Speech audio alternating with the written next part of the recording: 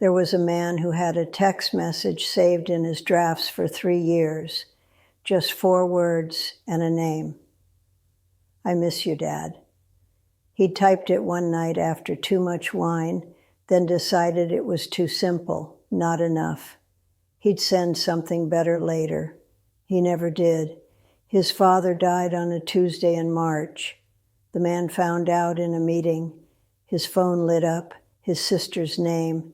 He let it go to voicemail, checked it in the bathroom 10 minutes later, listened to her voice crack as she said the words. Then he went back to the meeting. The funeral was on Saturday, small, just family. The man sat in the front row and listened to people talk about his father like they knew him. He didn't speak. Afterward, people came to the house. The man stood in the kitchen and drank cold coffee and listened to his father's friends tell stories about fishing trips and moments he'd never been part of. He left early. That night, he sat on the couch in the dark, opened his phone, went to his drafts, found the message. I miss you, Dad. He stared at it for a long time, then deleted it. Because what was the point now? The man was 34, worked in finance, long hours, started as an analyst, got promoted, the pay got better, and somewhere along the way, temporary became permanent. He was good at it. His boss valued that, put him on important accounts, told him he had a future here. The man didn't know if he wanted that future, but he didn't know what else he wanted either. His apartment was downtown, expensive floor-to-ceiling windows, but he was never there. The furniture came with the place, no photos, no art, nothing personal. It looked like a hotel room. He worked 60 hours a week, sometimes 70. Weekends blurred into weekdays. He'd check email at 11 at night, 1 in the morning, wake up at 6 and check again. People at work called him dedicated. His friends called him less and less. He had a girlfriend once. They dated for 3 years in college, talked about moving in together. But after graduation, he took the job in the city and she stayed home to teach, 2 hours apart. He told her it was temporary. Weekends turned into once a month. Phone calls got shorter. She started mentioning a colleague who made her laugh. They broke up on a Sunday in October. She cried. He didn't. Not because he didn't care, but because he'd already started letting go months before. The man had a brother, younger by 4 years, close as kids, but somewhere in high school they drifted. The brother went to art school, moved to Portland. He called sometimes. The man usually texted back, "Busy, call you later." Later never came. His brother stopped calling. The man's father had called him every Sunday for years, 6 p.m. The man answered maybe half the time. The conversations were short. His father asked about work, about the weather, never pushed, never asked why the man didn't visit, just asked small things. The last time they spoke was 3 weeks before his father died. The man was at his desk. His father's name lit up his phone. He let it ring, texted after. In a meeting, call you tonight. He didn't call that night. By the time he remembered, it was Friday, and calling felt weird after so many days, so he told himself next week. Next week, his father was in the hospital, and the week after that, he was gone. The man thought about that a lot after the funeral, about the last text he'd sent. Call you tonight? A promise he didn't keep. He went through his call log one night, all those missed calls from his father, all those voicemails he'd deleted without listening to, all those moments his father had reached out and the man had been too busy, and now those moments were gone. No way to say the things he'd always meant to say, but kept putting off because there would be time. There wasn't time. The man started noticing things after his father died, the way people at work talked about their families, casual mentions of dinners, of visits, things the man didn't have anymore, things he'd had and ignored until they were gone. His mother called sometimes, usually on Sundays, the time his father used to call. They talked about the house, about his father's belongings she hadn't sorted through yet. She never asked when he'd visit. He never offered. The man went to therapy for a while, 8 sessions. The therapist asked what he wished he'd said before his father died. The man said, that I was sorry. For what? For not being there. Why weren't you there? The man said he was busy. Doing what?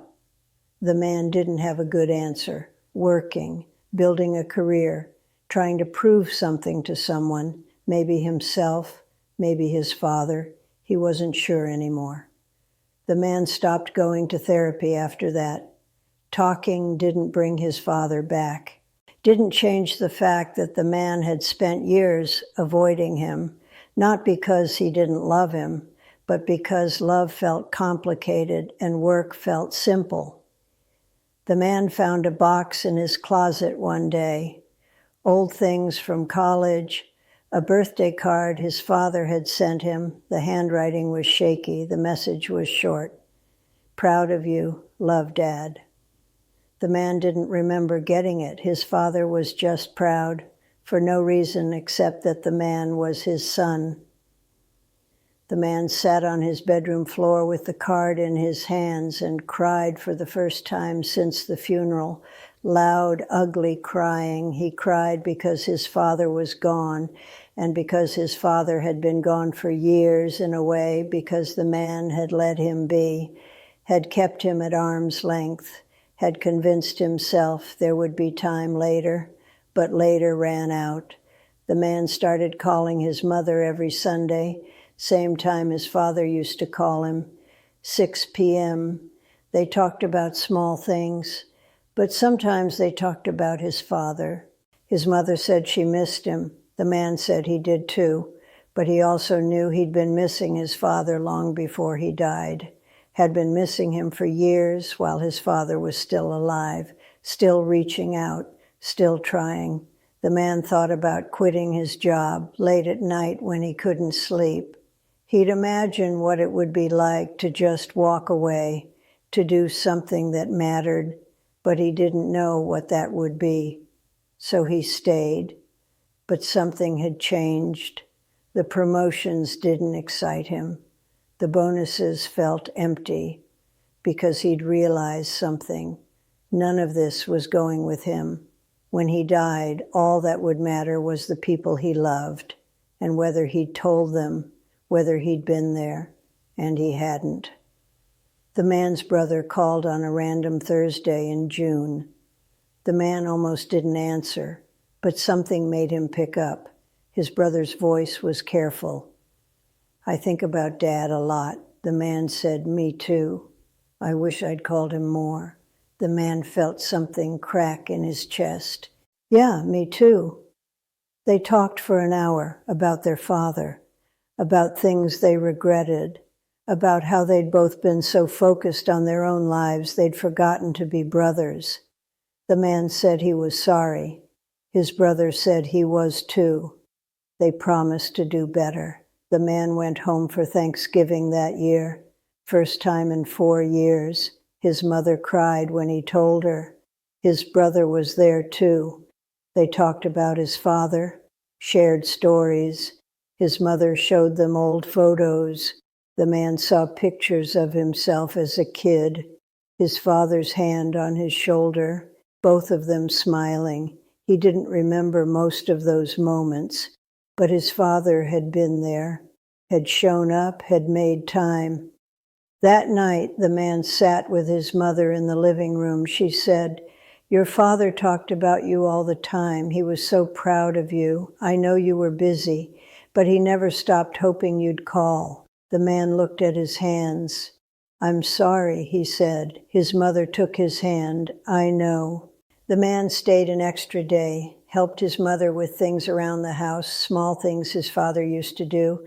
Before he left, he hugged his mother long, tight. He told her he'd visit again soon. This time he meant it. The man drove back to the city on Sunday evening. He thought about the weekend, about his mother, about his brother, about his father, about all the years he'd wasted. He pulled over at a rest stop, opened his phone, went to his brother's contact, started typing. "I'm glad we talked. I missed you," then sent it. His brother responded 5 minutes later, "Missed you too." The man smiled. It was small, but it was something. He started driving again, and for the first time in years, he wasn't thinking about work. He was thinking about his father, about the draft he'd never sent, about all the things he'd kept in his head instead of saying out loud, and he made a decision to stop waiting, to say the things that mattered while there was still time. Because time doesn't wait, and neither do the people you love. The man got home around midnight, stood in the doorway, looking at the empty space. The life he'd built that looked like success but felt like nothing. He didn't know how to fix it, but he knew he had to try because his father was gone, and one day his mother would be too, and his brother, and one day he'd be gone. And the only thing that would matter was whether he loved people while he had the chance, whether he told them, whether he showed up. The man sat down at his kitchen table, opened his laptop, looked at his calendar, all those meetings, all those deadlines.